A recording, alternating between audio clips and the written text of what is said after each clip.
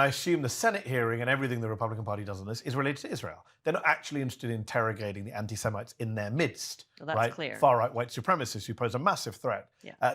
Sometimes I feel like I'm losing my mind, Lara. You tell me, as someone who is Jewish, knows the community well, knows this topic well. Since October the 7th, I have had very good Jewish friends, former colleagues of mine telling me that they've never felt as unsafe as they felt.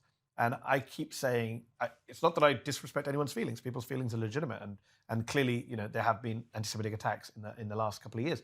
But I'm also not a goldfish. I have a memory longer than 8 seconds. And during the Trump administration, multiple synagogues were attacked.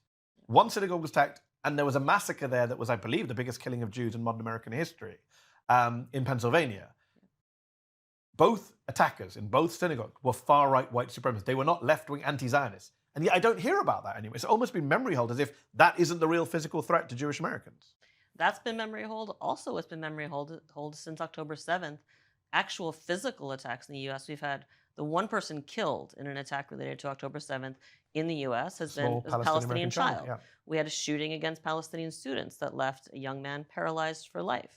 The challenge here is there's basically no gray area allowed.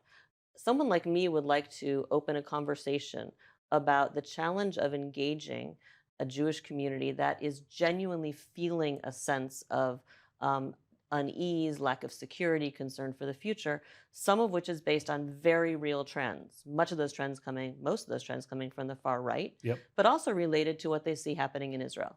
And how do you speak with empathy to those fears while also saying the reality, which is Jews in America are not under attack by Hamas. That's just not reality.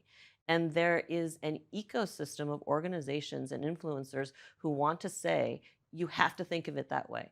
And it's worked. I know I have friends and family who are genuinely fearful that, Hamas is going to blow up their synagogue. And meanwhile, the actual people who pose a threat to the synagogue are being incited, encouraged, amplified by the President of the United States.